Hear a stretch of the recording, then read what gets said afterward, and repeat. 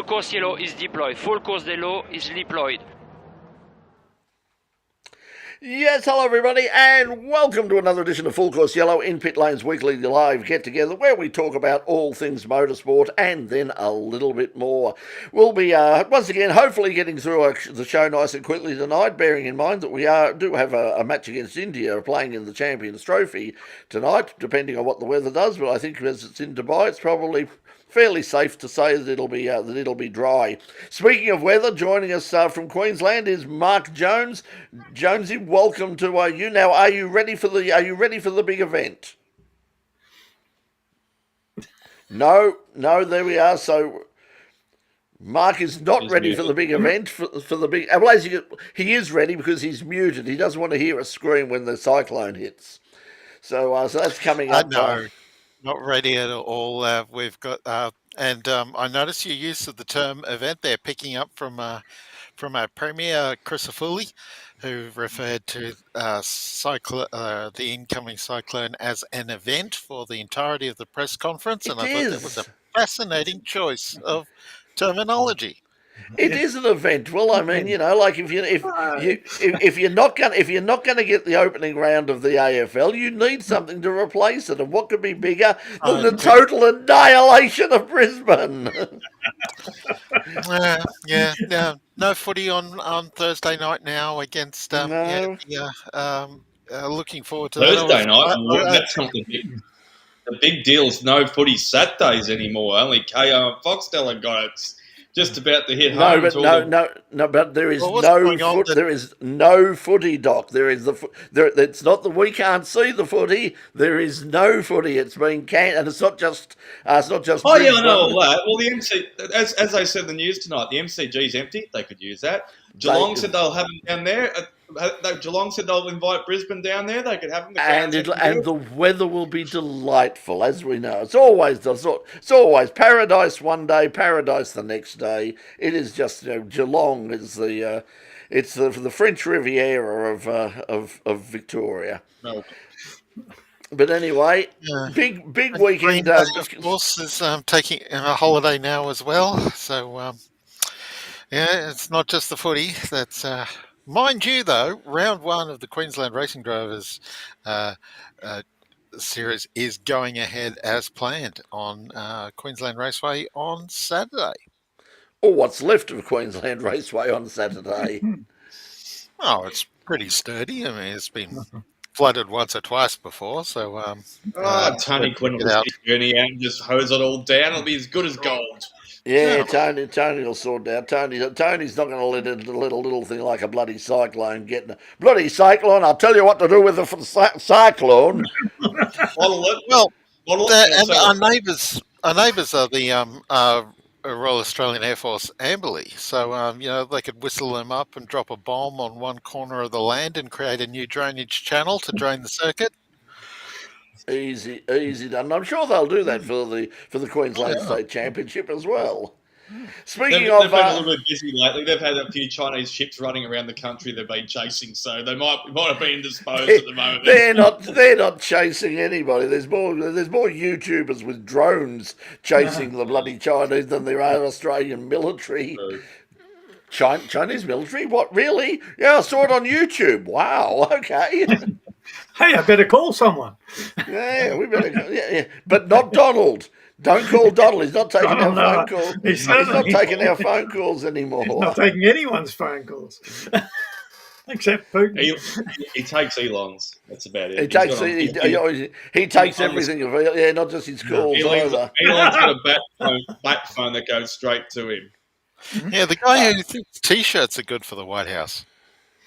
Okay, let's say hello to some of the people, the regulars who are joining us. Box is joining us again. Hey! Only 9 slips to go to the AGP. Oh, yes. It's just around the corner. Mark Russell joining us as well, saying, "Hope Bribey Island survives." Mark, what's the update on Bribey Island? Is it under threat?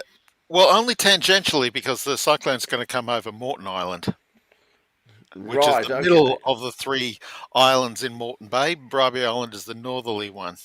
And Stradbroke is the the two Stradbrokes are the southerly one. So, but yeah, it's heading over Morton Island and heading straight to my house by coincidence. So, yeah. And our Well, make sure you geographical live coordinator stream it. I mean, is don't on waste it. and the Bureau of Meteorology of Queensland. Wow. Yeah. Stand Yep. outside with the. By the way, the happy fun. birthday, Yeah, Mark. Mark just turned 50. Congratulations. Congratulations. Hey, I wish I'd just turned 50. Russ. I tell you Yeah, what. me too. Yeah, that's Don't we it. all? 50. God. Don't we all? I barely remember 50. 50 was a long, long time ago. Much better days. Jared joining us again, saying that, yes, batten down the hatches. Jimmy K's joining us again. Go, Jimmy. It's good to see you back again. There, Mark is a Redcliffe boy, so there you go. So he's up there too. So anyway, to everybody for joining us, thanks a lot for joining us once again. Now let's talk about we've talked weather, we've talked about all sorts of things apart from what we're here to talk about, which is motor racing and Formula One testing has happened. We don't seem to have Pete joining us this week, so. Who was watching lots and lots of Formula One stuff? What have we learned from Formula One, Mark? What did you learn from the testing? Well, only what I've read in the last 10 minutes, and that is apparently that Alpine were very happy with progress on the final day of testing, and Jack Doohan is now looking forward to putting on a decent show at his home race. Well, let's hope so, because he's still A525, yeah. He's still under, according to the European media, they're saying he's still under threat. I mean, that's the problem, because apart from the fact that Colapinto has done some pretty good things behind the wheel, was pretty impressive with his couple of performances for Williams.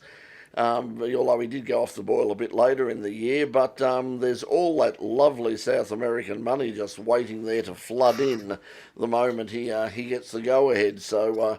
I think there's certainly a lot of pressure on Jack, but perhaps, I mean, let's face it, whatever you might think of his old man, I mean, the one thing that Mick put up with over the years were challenges and pressure, and if Jack's got that in him as well, then perhaps it'll be a damn good thing. Perhaps it's just what he needs to basically get behind the wheel and say, no, I don't care how much bloody South American money you've got. You're not going to be able to sack me if I start getting bloody results and start getting some decent points for this rotten bloody team. So. Well, if he matches Pierre for starters, he's obviously on the board. So let's see how he goes against that, and not necessarily results for the whole team, but yeah, certainly if he's getting anywhere near him, well, then he's ticking a few boxes right from the start.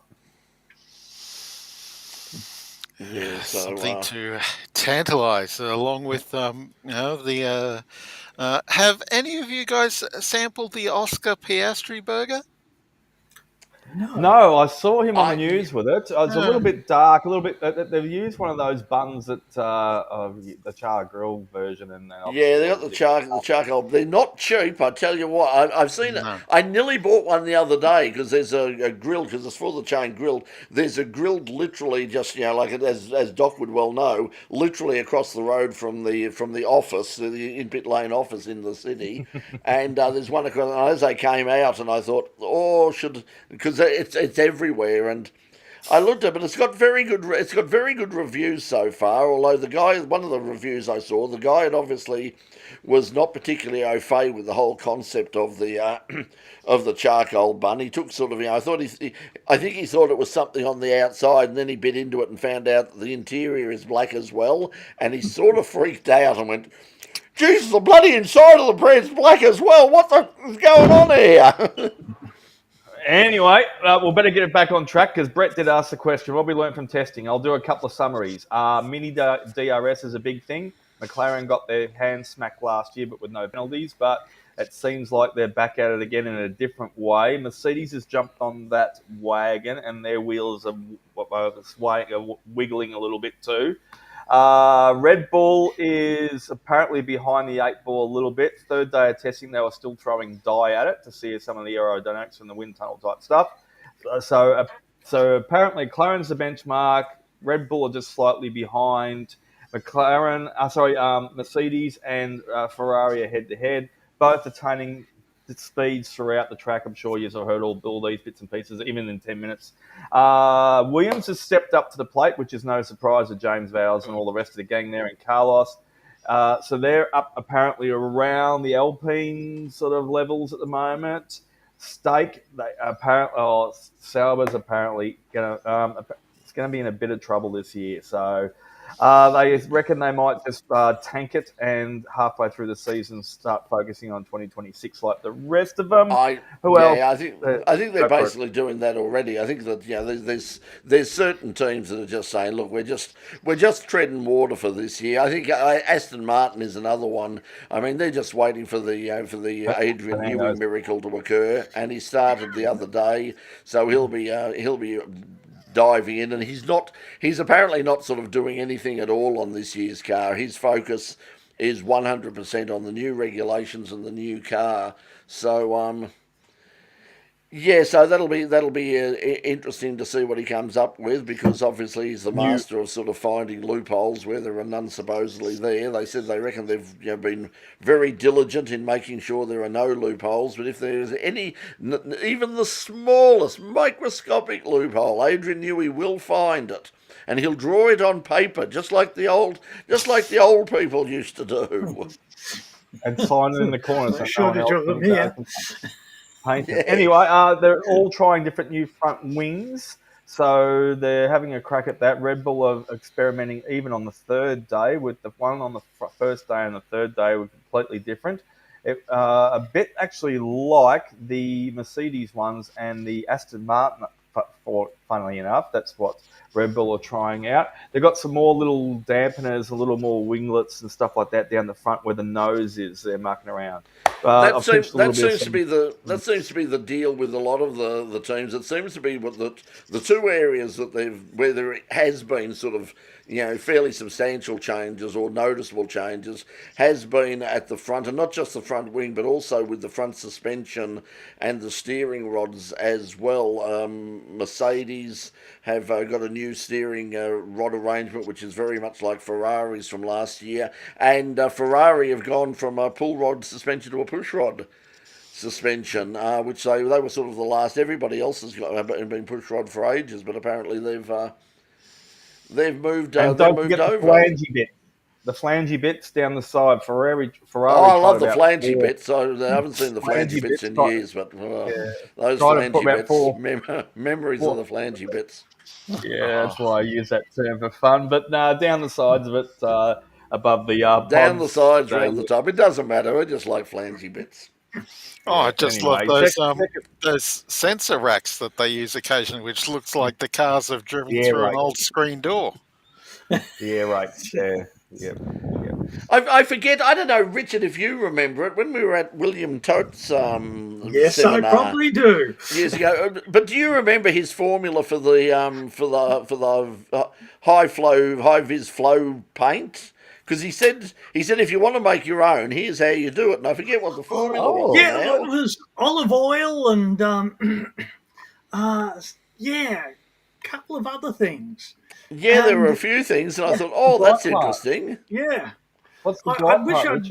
He was giving us so much information that it kind of got lost. It was a great night, yeah. Yes. And remember how they told how they work out how to maximise their the rules in F1? Yes, that was very interesting. How do you get the fluoro part, Richard? What's that? The recipe. How do you get the fluoro colour? I've heard rumours that it involves little penguins, and I'm really not sure. But I want to. It's distressing me a little. Okay. Those penguins are having a good run. Go to the aquarium, see life, and they just pick them up off the ice.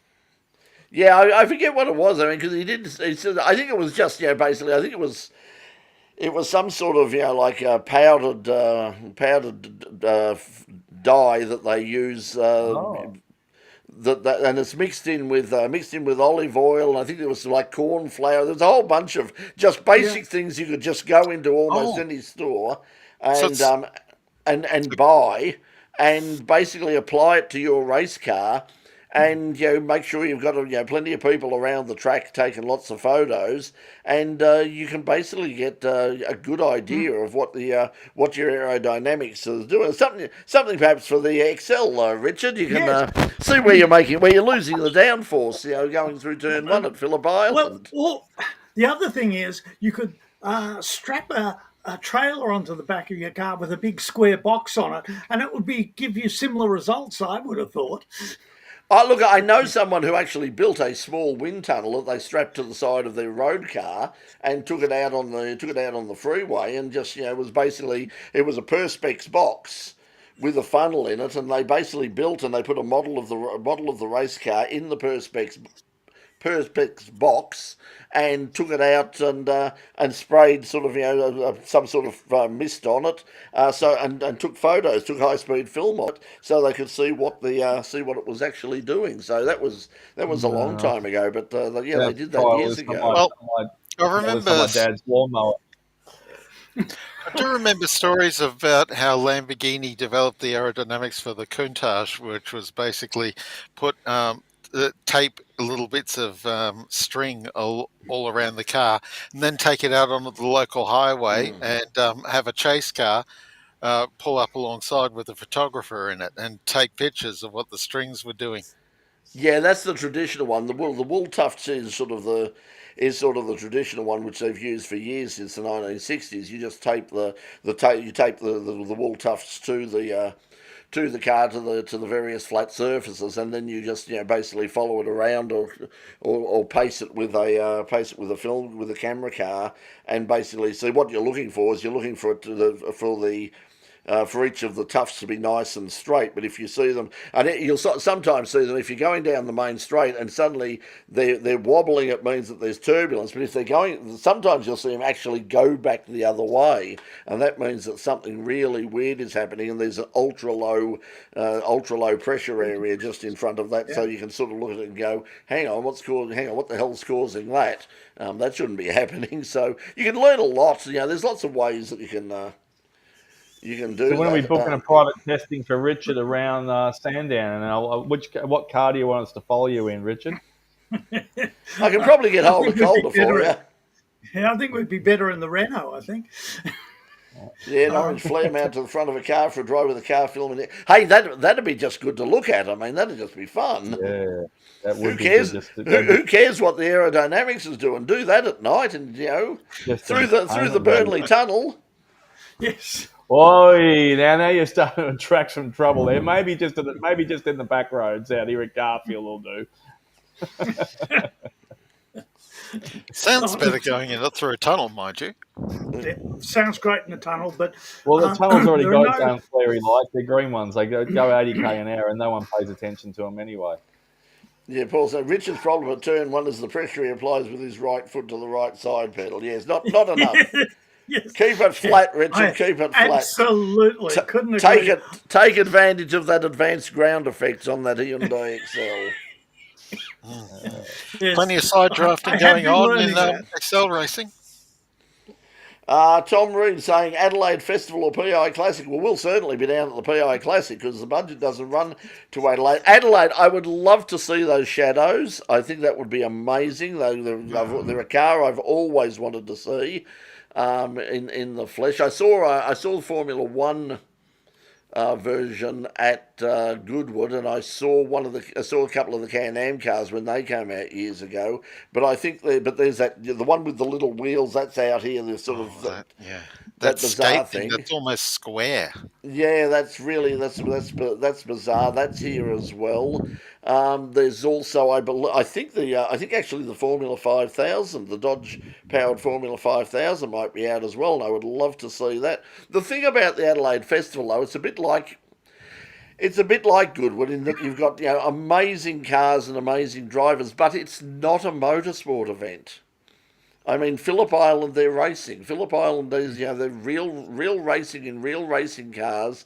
They're not doing exhibition laps. They're not putting on a bit of a show for the public. They're actually, these are real race cars doing real races, and that's what I want to see. So, to be honest with you, if I, even if I would probably go to Adelaide if I had the money, because I've been to Phillip Island so often. But in terms of which I think is the better meeting and which one that I would recommend people to go to. I would much rather go to Phillip Island. I think I would. I think.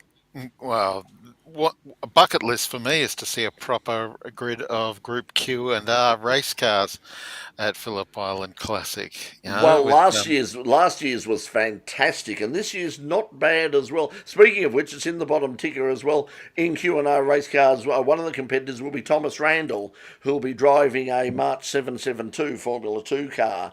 That was announced the other day. So Tom's going to be down there, and we'll catch up with, no doubt, try and catch up with Tom and have a look at that. He'll catch up with us. He's always making himself readily available. Yeah, always readily available. Yeah, so we'll have a look at that. So that'll be good. I'm guessing BMW M10 M12 Screamer 4-pot motor in that F2. It would be the 2-litre 4-cylinder, similar to the engine that was in John Bowe in Joe Collegia's March sports car that John Bowe ran, and I think Tim Macro might even be in that particular car this week as well. Let's give him Mad Keller wave. Yep, so good day to Mark. Thanks for joining us again. ROC should try IROC at Calder. Oh, and there's some news there. There's been a late change. Matthias Ekstrom is not coming to IROC now, and Chaz Mostert's been drafted in to the famous Swedish driver, Chaz DTM champion Mostert. amongst. Yeah. So also Alistair McRae is replacing the other McRae who is there. So Alistair is Colin McRae's brother, but he's taking over and running. So that's going to be on the weekend. That's going to be covered on Channel 10.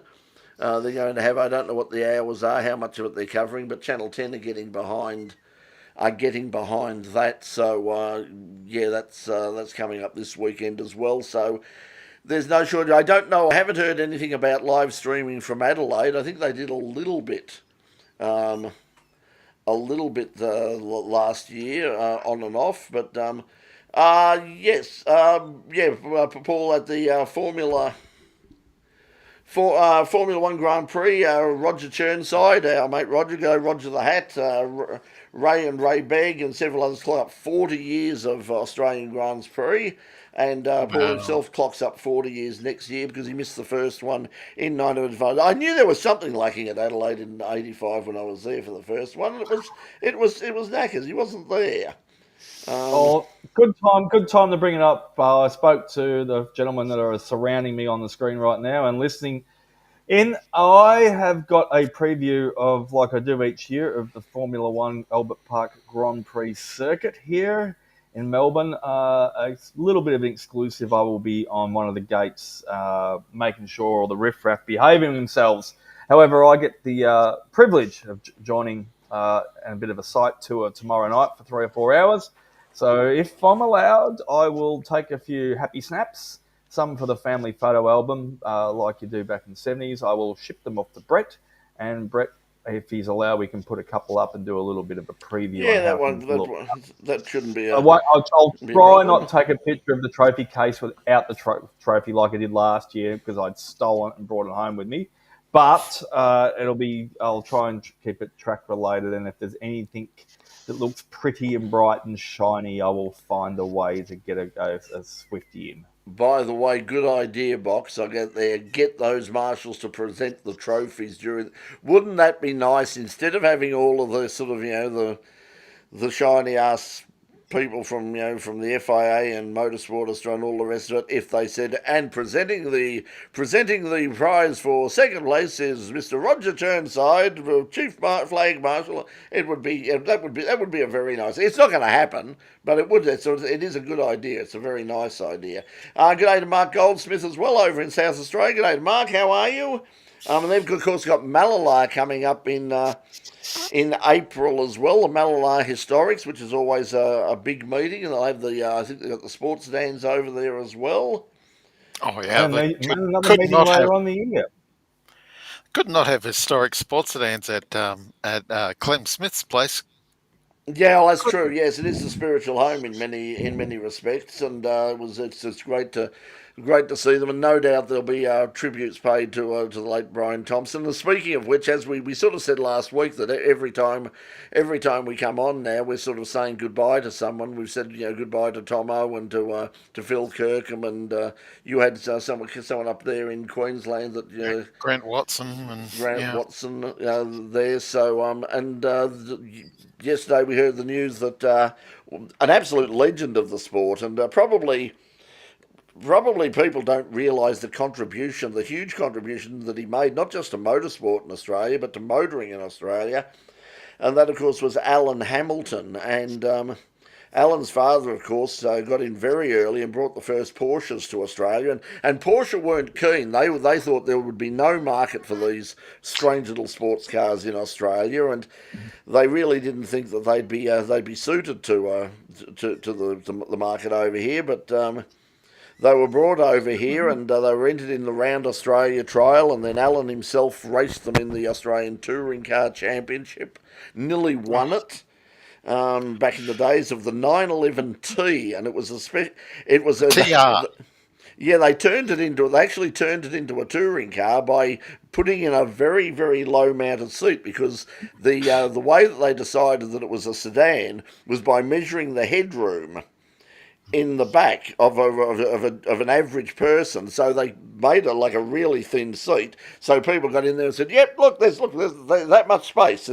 And they let it go through as a touring car, and he nearly beat Bob Jane and Alan Moffat and Pete Gagan and all of those people for the championship by winning lots of classes at the time when you could do that. We didn't have classes at the time. It was just the consistency. He was getting thirds and seconds at every race meeting when his V8 powered rivals were not finishing every round. And in the end, he did beat all bar Ian Gagan. And technically, he did beat Ian Gagan. He got more points than Ian Gagan, but under the drop your worst score, yes, Gagan didn't had a DNF he could drop, and Hamilton had, I think, a fourth place to drop, and that was enough because the margin was 1 point in the end. He, of course, also famously raced Formula 5000s.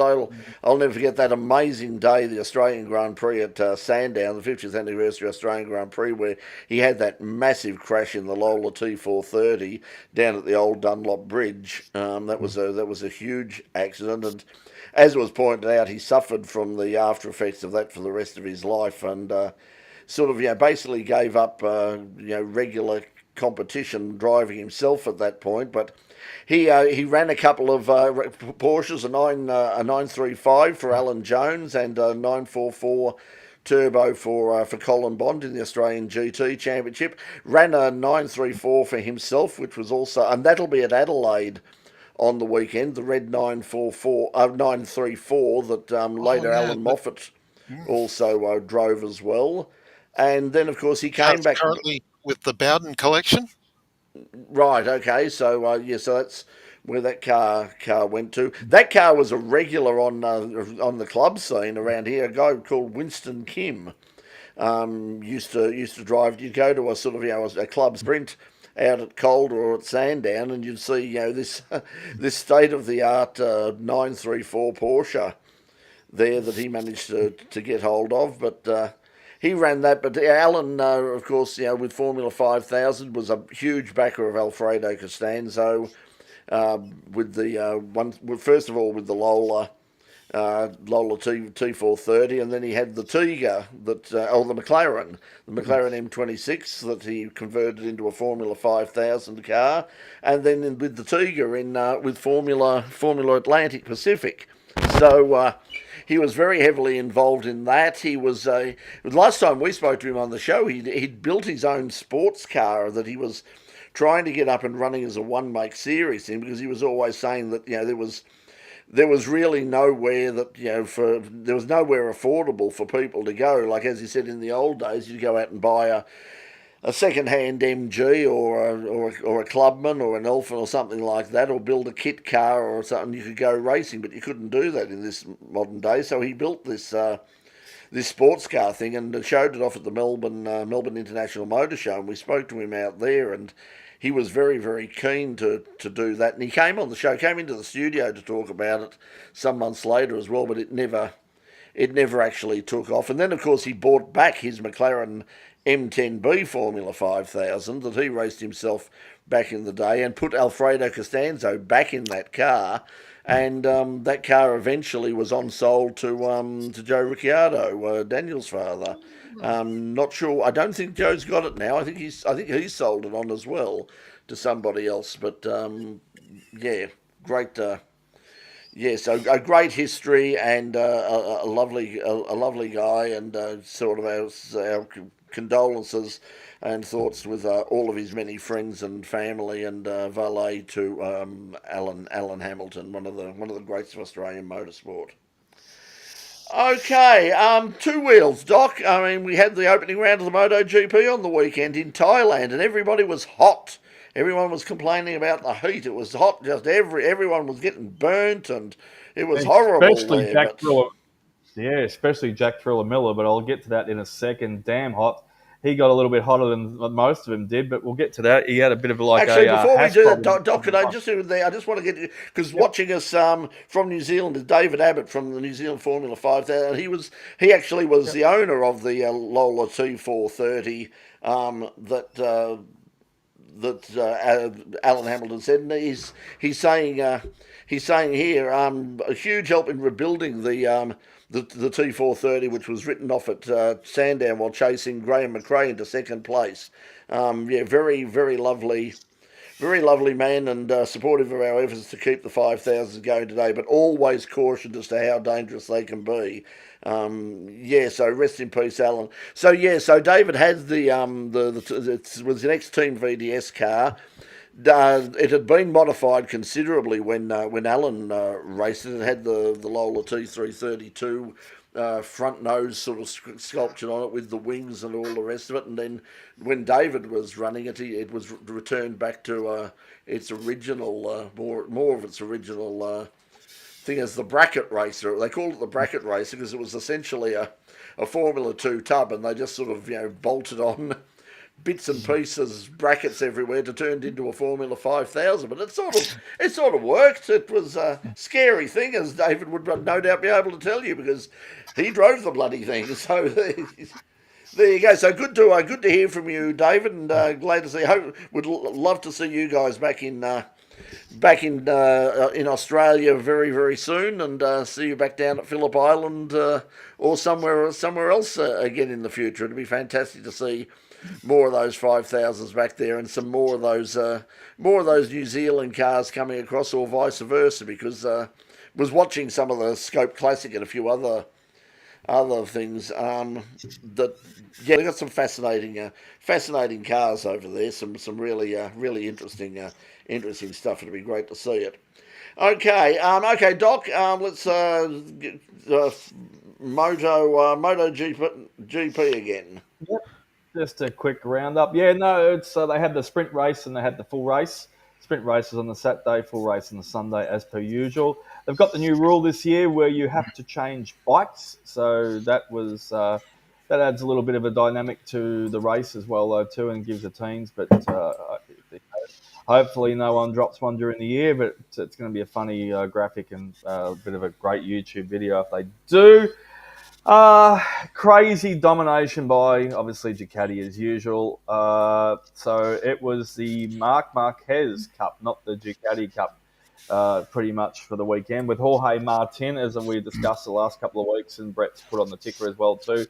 He had a few weeks ago back at in Sepang when they were doing the first lot of testing before they went to Thailand. He had a massive crash and injured his foot and hand, and he had the hand operated on last week. So Not sure if he'll make the next one again yet, but he's certainly put a whole championship in jeopardy for the whole year by missing at least maybe even 2 races.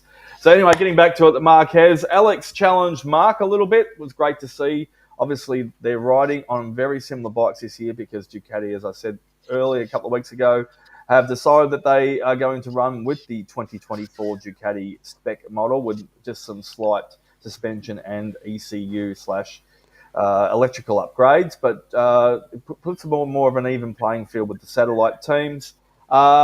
Quickly going to get to our man Jack Thriller Miller. I won't go into all the results other than obviously that the Marquez, Mark was on top, Alex was second, Francesco was pretty much third all weekend as well. But poor old, it's had a bit of a form. There's been a few dramas in the top tier levels of 2s and 4 wheels lately in the pre-season testing, and he had a fairing come off.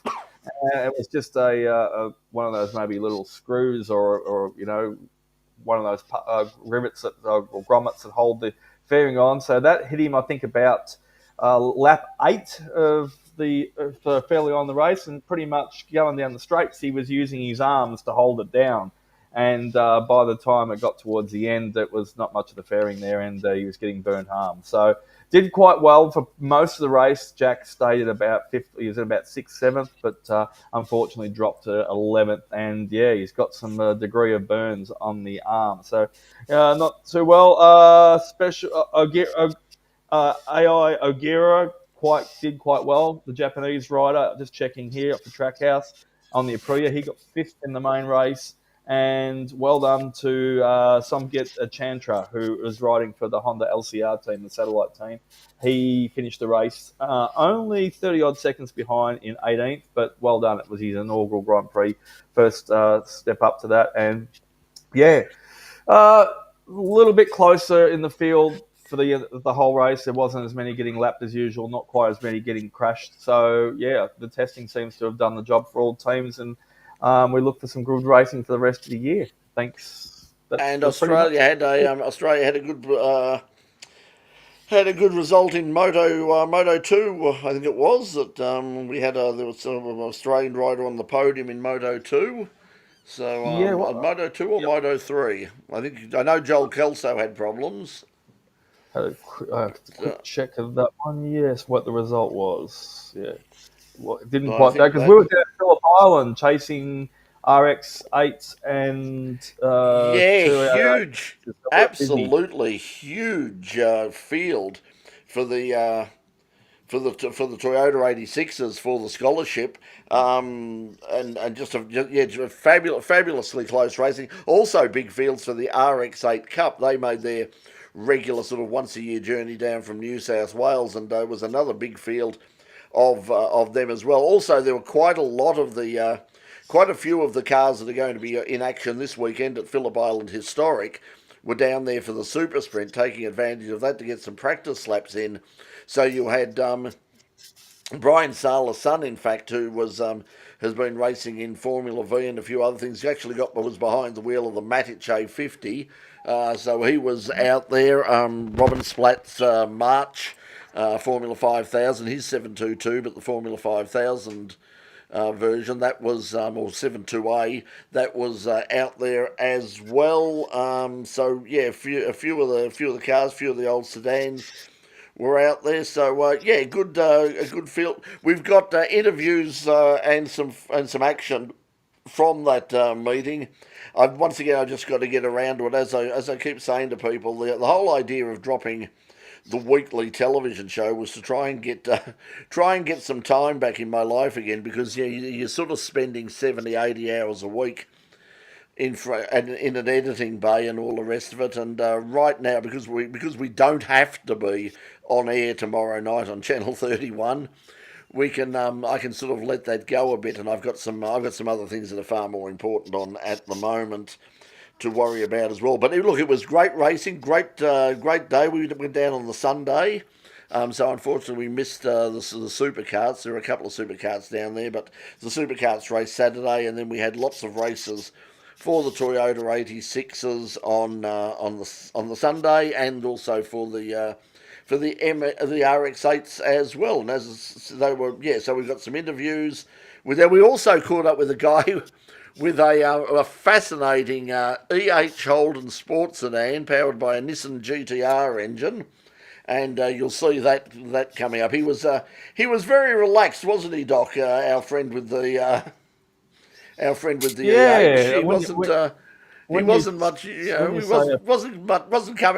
wasn't coming forward with a lot. He was, but it was all very. Oh, we had the yes, double got about, team, yeah. didn't we? Look, Wayne, his name was Wayne. He was a lovely guy, but got about 650. It does, yeah. It's okay. he was very assuming at first, and then he got chatty before. Then when we got the interview, he almost froze on us. So Brett and I did a bit of a double team and warmed him up a little bit and got a bit more info out of him. But wouldn't you say 650 horsepower?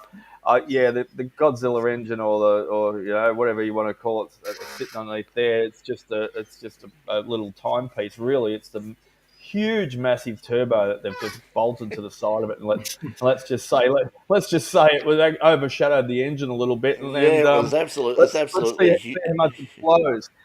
Just a quick one. The going back to MotoGP Moto 2 race, it was the Aussie Senna Agrias got a third on the podium. Yes, so he did really well. But so Wayne's just it's his weekend worry. He has a bit of fun with it. Brett made a few suggestions on some bucket list tracks for him. He says, "Yeah, I want to try and make here, I want to try and make there, but really, I just want to get it out, and I just burn fuel for the weekend, and you certainly hear it a mile away." Unfortunately, he had some electrical problems with it and put it away, so we didn't get any footage of it on the track. But I saw the back of it sort of sticking out when I arrived, when I drove into the paddock, and I thought, hey, I wonder what that's a E8 sports sedan. I wonder what's there. But I wasn't expecting when I said, what's under the bonnet. I was expecting it to be either a 202 or a 308 or a 350 or something like that. I wasn't expecting this huge sort of turbocharged intercooled. Remember, Hollinger built an EH. Sorry. Hollinger built an EH. I'll screen and then I'll bring up a little preview. I did do a quick little, like a 10-second video, so I'll see if I can bring it up. Go for it, Richard. I'm just saying, Hollinger built a EH sports sedan with, I think, a 202 in it. There has to be a best part of 50 years ago. When I went for my first license, that was when it had its first run, actually. They were very popular. You might be thinking of Wayne Mankin, who had the turbocharged. He had the Ron Harrop. It might have been Harrop. Yeah, all those years ago. So Ron had the car. Ron raced the car, of course. A legend of drag racing. And incidentally, Ron has just got back the Harrop's howler. It's been in a museum up at Mafra for a while, and Ron's got it back. And when I spoke to him a few weeks ago, he was sort of saying he would like to get it back on the. Basically, it's not running at the moment. It's not in a running state at the moment. But he sort of said that sort of a bucket list thing he really would like to sort of get it back on and running and on the track again. And that would be fantastic. But Ron had just basically a very quick 6-cylinder powered EH Holden, and Bob Jane said, I've got this Formula 5000 thing, this Bowen thing that really, with a Repco Holden motor that's not, that I don't really have any use for at the moment. We've sold the Bowen to some bloke in Sydney called John Leffler, and I got this Repco Holden 5-litre Formula 5000 motor. Do you want to chuck it into your EH and see how she'll go? No, Ron probably didn't need to be asked twice. Absolutely not. Yeah, the one difference is, Jimmy, it's a lot more reliable than was. Sorry, Wayne, if you won't, but yeah, the Mankin Harrop, because that's what happened. They got hold of Ron sold the EH without the engine. Wayne Mankin got it, put in the turbocharged 202, ran it for a while, and Stuart Douglas, Taz Douglas's father, had it. And last I heard, Stuart still had it, and they were rebuilding it for historic sports sedan racing. So hopefully we'll see that car back again at some stage. But it will be in the form that Wayne raced it, not with the V8, not with the Repco Formula 5000, which is a shame because that was of course a very famous configuration. Not the only Aussie with an international podium over the weekend, because the Qatar 1812 kilometre kicked off the World Endurance Championship, and Yasser Shahin, who's moved his team over from running with Mantai's Porsche team over to WRT's BMW team, so he's effectively teammates with Valentino Rossi, and they've come home with a third place finish in the opening round of the World Endurance Championship, behind the winning Corvette, which was led by the astonishing Ben Keating, an American, the world's best bronze-rated driver, and the McLaren. The McLarens actually dominated the meeting, but ended up with just a second-place finish. Of course, up the front of the field of the same race, the hypercars, and it was a Ferrari 1, 2, 3. My goodness me, the 499Ps are looking properly quick this year. They had. I must admit. Today I was doing some shopping at Fountain Gate, and I went past. I think it's Games World. And they had all of the model cars in the window, and they had a model of that particular car, the Le Mans winning car, in the window, and I just looked at it and thought, I don't really collect model cars. They're ridiculously expensive. It was probably, I think it was about $400 or something. But boy, did it look good. It's a lovely looking car. I love that 499. Looks the yellow or the red? The red. Okay. The yellow one is the car that's owned by AF Course that they run as a privateer. Privateer, yes. Yeah, and that was Kubica, who actually was leading the race fairly late in the running at the Qatar 1812, which shakes out at 10 hours. But he was hunted down by Antonio Fuoco in the number 50 car to get the win with the 51 car, which was being driven by Alessandro Paguidi late in the race. Then with BMW came home fourth with their Dries Vantol, Marcello, and Kevin Magnussen, of course, has joined that team during the off season. And then the two Toyotas with Brendan Hartley, ex of AlphaTauri Formula One. His car came home in fifth place ahead of the other car and then BMWs came home in seventh as well, so fourth and seventh for the two BMWs.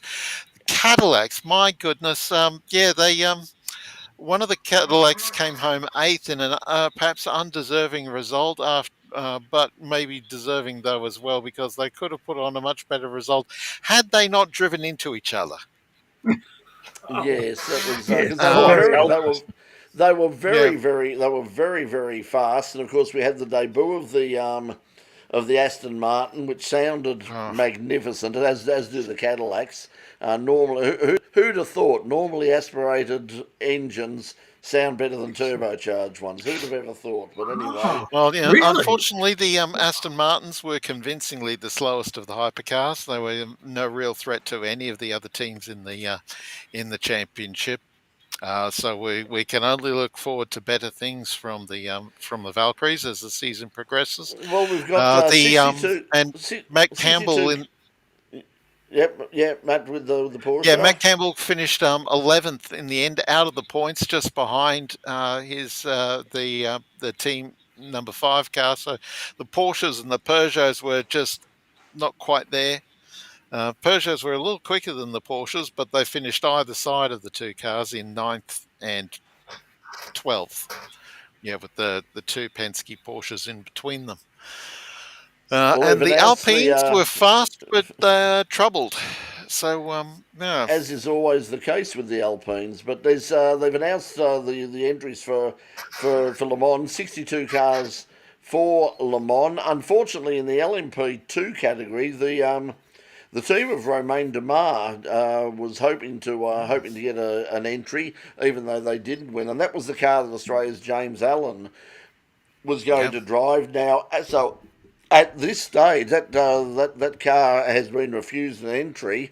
So it means at this stage, James Allen, who won in that class at Le Mans and also won at Daytona and has been very, very successful. I think he's been flying under the radar at the moment. Unfortunately, James doesn't at this stage have a drive for Le Mans, which would be a real shame if that continues. But there are lots of sort of empty spots in a lot of the categories. So I would assume that someone with a few brains will pick him up for one of those LMP2 rides, if not even an LMP1 ride.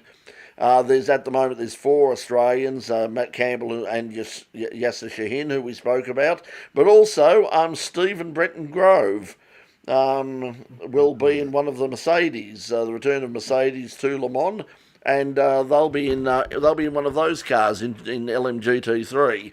So which are being run by Iron Lynx, the former Lamborghini factory team.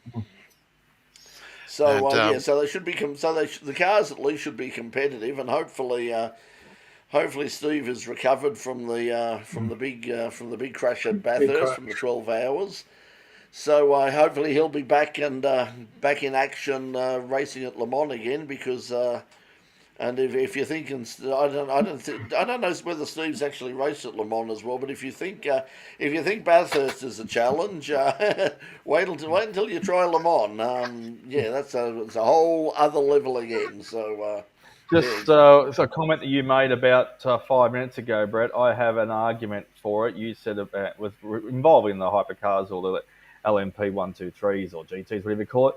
When you said that normally aspirated cars sound better than the turbocharged cars, I have one point of difference. A few years ago, and this is probably just a standout version, and obviously we don't catch up with them too often. They keep some cards to themselves very good, but when old Roland was in charge of the thing at the time, Red Bull grabbed a Sandman wagon and they put a V6 in it and a twin turbo in it, and they said, Greg, we're going to throw the keys to it and we want you just to do some parade laps around Bathurst. And they did a video of it and it screamed, and it was absolutely one of the best.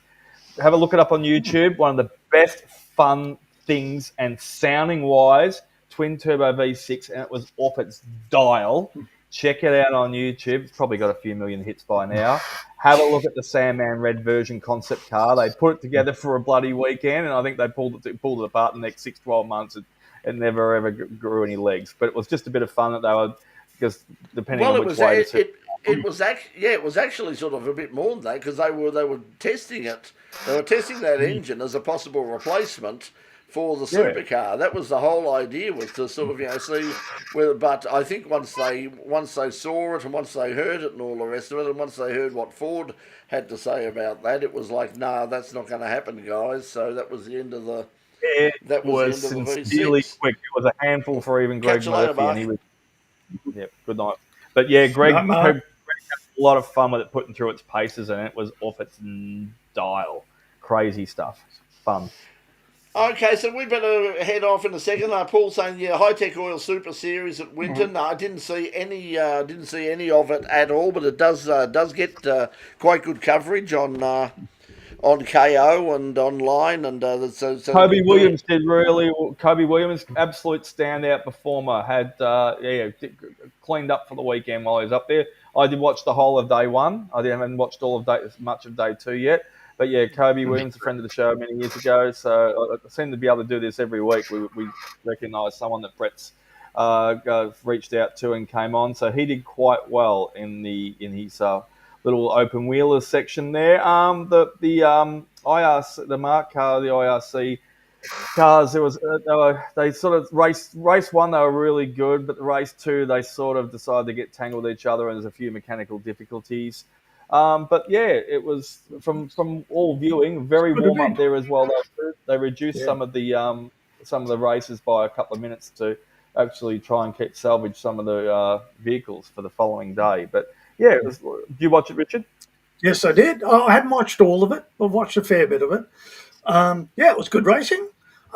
It's not a big meeting, but there are a lot of good cars turn up, particularly the Trans Ams. They're good. That reminds me too. Speaking of Trans Am, I was at the launch of the Trans Am series, the Motorsport Australia Trans Am series, on Saturday morning, and that's up on the In Pit Lane YouTube channel now. We have interviews with Barry Rogers and also with Charlie Nash, who's stepping out of Excels and the Toyotas to jump into a Trans Am car. So we're caught up with both of those guys. Interesting. I've also got some more stuff from Barry Rogers. We spoke about Trans Am, of course, but also spoke about the situation with S5000 and what happened there and what the plans are for those cars and what they expect and are hoping will happen with them. But I also spoke with him, and I didn't have time to put it in this particular thing, but I will put it up. We also spoke at length about TCR and the Peugeot that they were involved in homologating, and it was interesting. He said we really underestimated, I think, just how complex that all was. I think that we put our hand up and says, "Oh, we'll homologate it. We'll fix it up for you," and sort of realised, I think, dealing with the FIA and all the rest of it, that things took perhaps a lot longer than they really wanted to. But he's very happy with it. But they're hoping that they're certainly hoping that TCR will take off under new ownership, and that they will be able to take advantage of the fact that the World Tour is coming back to Australia. So they still feel that is probably one of the things that will just give it that bit of a boost. And now, just quickly before we go, this is worth warning. Jared Hughes was the one that cleaned up in the TO2 that Richard was just mentioning up at Winton in the TO2 series. Jared Hughes, well done. Dominated the weekend as well too. And just quickly, Richard, we better start looking at getting our finances ready so we can go Harveys on the S5000 since Barry's selling them. Yeah, grand sale. We'll buy half of a one together. Yes. Now, as Paul's pointing out, this happens all the time. This is a real problem for all of us. Is the VHRO has been hit by a lot of online scammers. It also shows the popularity of the Phillip Island Historic Classic and how much people would love to see it live streamed.